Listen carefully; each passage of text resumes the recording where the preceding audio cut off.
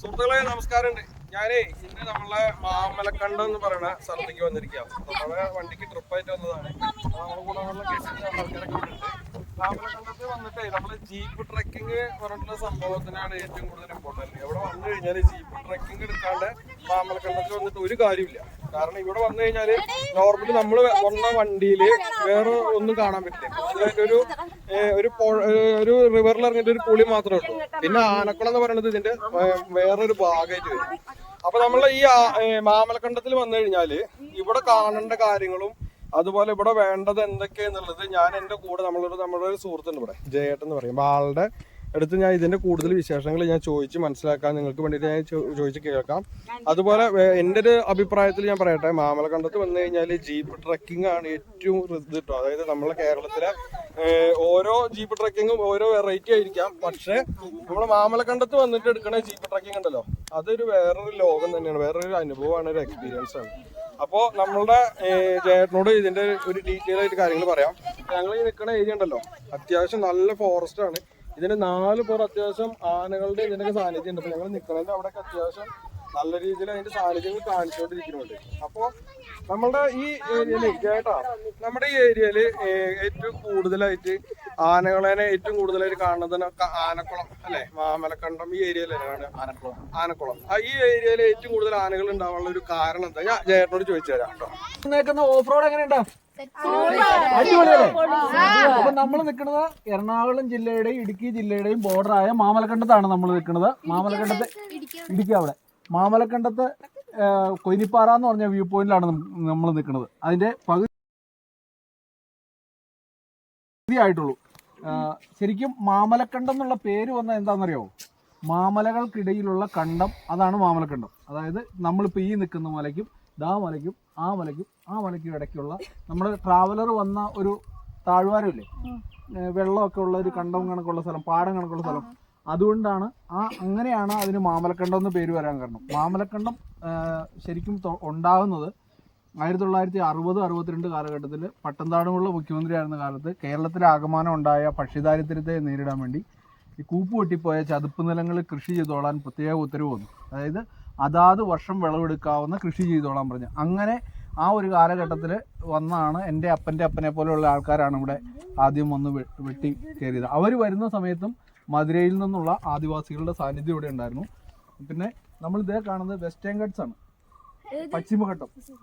ഏഷ്യയിലെ ഏറ്റവും കൂടുതൽ ആനയുടെ ഡെൻസിറ്റി ഉള്ള കാടാണത്. അതായത് എറണാകുളം അവിടെയാണ്, തൃശ്ശൂര്, ചാലക്കുടി, അതിരപ്പള്ളി, വാഴച്ചാല്, വാൽപ്പാറ, മലക്കപ്പാറ, മാങ്കുളം, മൂന്നാറ്, മറയൂര്, ചിന്നാറ്, തേക്കടി, വാഗമൺ. അതായത് സൂര്യൻ ഉദിക്കുന്നത് ഏറ്റവും ഭംഗിയായിട്ട് കാണുന്നത് ഇവിടെയാണ്. അവിടെയാണ് മൂന്നാർ, ആ ഭാഗമാണ്. അസ്തമിക്കുന്നത് എറണാകുളത്തുമാണ്. അപ്പം നമ്മൾ ഇതേ 2 മല കണ്ടോ അവിടെ? ആ മലയുടെ ആ താഴ്വാരത്ത് വെള്ളം കിടക്കുന്നുണ്ടോ? ഇടമലയാർ ഡാമാണത്. അത് ഇടമലയാർ ഡാം. ദേ കാണുന്ന മലയില്ലേ, മുടീസ അല്ലെ ശൂലമുടി എന്ന് പറയുന്ന സ്ഥലം. അത് ദേ ആനയുടെ ഷേപ്പുള്ള മല കണ്ടോ? ഇവിടെ നേരെ കണ്ടോ? അത് മുടീസാണ്, മുടീസ്. അതിന് തൊട്ടപ്പുറത്തേക്ക് കാണുന്നതെല്ലാം തമിഴ്നാടാണ്, വാൽപ്പാറ, മലക്കപ്പാറ ഭാഗമാണ്. ആ മലയോടനുബന്ധിച്ച് 3 ട്രൈബൽ കോളനികളുണ്ട്. ഒന്ന് മീൻകുളംകുടി, മാപ്പിളപ്പാറക്കുടി, വാരിയംകുടി. ആ മാപ്പിളപ്പാറക്കുടി എന്ന് പറയുന്നതാണ് ഇങ്ങേ സൈഡിൽ ഒരു പുൽമേട് കണക്കുണ്ടോ, 10,000 ഏക്കർ പുൽമേട്. അത് അവിടുന്ന് ഇങ്ങനെ നടന്ന് നേരെ ആനക്കുളത്ത് ആന ഇറങ്ങുന്നിടത്തേക്ക് നമുക്ക് വരാൻ പറ്റുന്ന. അപ്പോൾ ഇതാണ് ഏകദേശം മാമലക്കണ്ടം. മാമലക്കണ്ടത്ത് വന്നു കഴിഞ്ഞാൽ പ്രധാനമായിട്ട് കൊയിനിപ്പാറ, പിന്നെ മുനിപ്പാറ താഴെയാണ്. അത് അവിടെ വണ്ടി കിടക്കുന്നുണ്ടോ? ആ കിടക്കുന്ന വണ്ടി ശരിക്കും ആ ഒരു കിഴക്കൻ ഡയറക്ഷനിലാണ് മധുര. അവിടുന്ന് രാജഭരണകാലത്ത് കൊച്ചിയിലേക്കും തൃശ്ശൂർ രാജകൊട്ടാരത്തിലേക്കും ഒക്കെ മുനിമാര്, ഈ സ്വാമിമാര് പശ്ചിമഘട്ടത്തിനുള്ളിലൂടെ നടന്നു വരുമ്പം ഒരു ഡേ ടൈമിൽ ഒരാൾക്ക് നടന്നെത്താവുന്ന ദൂരപരിധി ഇട്ടിട്ട് ഇങ്ങനെ വഴിയമ്പലങ്ങൾ ഉണ്ടാക്കിയിട്ടുണ്ട്. അങ്ങനെ ഒരു വഴിയമ്പലമാണത്. അപ്പോൾ ഈ ചില സ്ഥലങ്ങളിൽ ഇത് ഡോൾമൻസ് അല്ലെങ്കിൽ ശവകുടീരമായിട്ട് ഉപയോഗിക്കുന്നുണ്ട്. അത് അവിടെ കൂടുതൽ എണ്ണങ്ങളുണ്ടാവും. ഇത് കറക്റ്റ് ഇതുപോലെ ഒരു ദിവസം നടന്നെത്താവുന്ന ദൂരപരിധിയിൽ കാടിനുള്ളിൽ ഇങ്ങനെയുണ്ട്. ഇത് കഴിഞ്ഞാൽ പിന്നെ കോതമംഗലം, അത് കഴിഞ്ഞാൽ പിന്നെ തൃപ്പൂണിത്തറ. അങ്ങനെയാണ് അവരുടെ വഴി. ഇപ്പോഴും ആദിവാസികൾ ഇത് ഉപയോഗിക്കുന്നുണ്ട്. അത് ഈ മാമലക്കണ്ടത്തിൻ്റെ പ്രത്യേകത, കുട്ടമ്പുഴയുടെ പ്രത്യേകത എന്നാന്ന് വെച്ച് കഴിഞ്ഞാൽ ആലപ്പുഴ ജില്ലക്കാരും വലുതാണ് കുട്ടമ്പുഴ പഞ്ചായത്ത്. അതായത് തമിഴ്നാടുമായിട്ട് വരെ അതിർത്തി പങ്കിടുന്നുണ്ട്.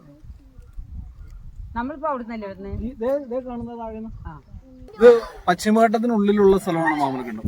അതായത് നമുക്ക് ഗുജറാത്ത് വരെ, അതായത് നമ്മൾ കേരളം മുതൽ ഗുജറാത്ത് വരെ വ്യാപിച്ച് കിടക്കുന്ന വെസ്റ്റേൺ ഗട്ട്സിന്റെ ഭാഗമായിട്ടുള്ള സ്ഥലമാണ്. വെസ്റ്റേൺ ഗട്ട്സിന്റെ ഉള്ളിലുള്ള സ്ഥലമാണ് മാമലക്കണ്ടം. അങ്ങനെ ഈ പശ്ചിമഘട്ടത്തിന് ഈ മലയോര മേഖലയിൽ ഇടുക്കി എറണാകുളം ബോർഡറായി ബന്ധപ്പെട്ടുകൊണ്ട് വനാന്തരങ്ങളിൽ നിരവധിയായ ഗ്രാമപ്രദേശങ്ങളുണ്ട്. അപ്പം അതിനകത്ത് മാമലക്കണ്ടത്താണ് നമ്മൾ നിൽക്കുന്നത്. മാമലക്കണ്ടത്തെ തന്നെ ഏറ്റവും എക്സ്ട്രീം ആയിട്ടുള്ള ഓഫ് റോഡായ കൊയിനിപ്പാറയാണ്. കൊഴിഞ്ഞപ്പാറ ഈ സ്ഥലത്തിലെ കൊഴിഞ്ഞപ്പാറ അല്ലേ? കൊയിനിപ്പാറ. ഇവിടെ നിന്ന് കഴിഞ്ഞാൽ നമുക്ക് ഫോർട്ട് കൊച്ചിയും അതുപോലെ തന്നെ മട്ടാഞ്ചേരി, LNG, അതുപോലെ തൊടുപുഴ, ഇങ്ങനെയുള്ള കുറേ ഭാഗങ്ങൾ ക്ലൈമറ്റ് നല്ലതാണ്, കാണാൻ പറ്റും. ഇപ്പൊ മഞ്ഞ് മൂടി കിടക്കണ കൊണ്ടേ കാണാവുന്ന സ്ഥലമാണ് മാമലക്കണ്ടം. അങ്ങോട്ട് നോക്കി കാണില്ല. നമുക്ക് എന്താ വെച്ചാൽ മഞ്ഞ് മൂടി നിൽക്കണ കാരണം നമുക്ക് ഇവിടുന്ന് കൂടുതലായിട്ട് ക്യാമറ കണ്ണും കൂടെ കാണിച്ചു തരുന്ന ഒരു പരിധി ഉണ്ടല്ലോ. അപ്പൊ അത് സാധാരണ ഞാൻ പറയാറുള്ളതാണ്. പക്ഷെ ഇത് എറണാകുളം ജില്ല തന്നെയാണ്, ഇടുക്കി എറണാകുളത്തിന്റെ ബോർഡറാണ്. പക്ഷെ എറണാകുളത്തുള്ള പല ആളുകൾക്ക് പോലും ഈ മാമലക്കണ്ടത്തെ കുറിച്ച് ഒരു ഐഡിയ ഇല്ല. അറിയില്ല. ശരിക്കും എറണാകുളം ഡിസ്ട്രിക്റ്റിൽ തന്നെ അല്ലേ? എറണാകുളം ജില്ല തന്നെയാണ് മാമലക്കണ്ടം. പക്ഷെ മാമലക്കണ്ടത്ത് ഈ 3-4 സംസ്ഥാനങ്ങൾ, അതായത് കേരള, തമിഴ്നാട്, കർണാടക, ആന്ധ്ര, അങ്ങനെയുള്ള 3-4 സംസ്ഥാനങ്ങളിലെ ഏറ്റവും എക്സ്ട്രീം ആയിട്ടുള്ള ഓഫ് റോഡാണ്. പക്ഷെ ട്രാവലിംഗ് യാത്ര ചെയ്യാവുന്ന രീതിയിലുള്ള ഡ്രൈവിംഗും എക്സ്പേർട്ടായിട്ടുള്ള ഡ്രൈവറും അതേ കണ്ടീഷനുള്ള വണ്ടികളുമാണ് ഇവിടെയുള്ള എല്ലാം തന്നെ. അപ്പം എന്തായാലും നിർബന്ധമായിട്ട് ഒരു പ്രാവശ്യം നിങ്ങളെ പോലുള്ള ഒരു കണ്ടിരിക്കേണ്ടത്.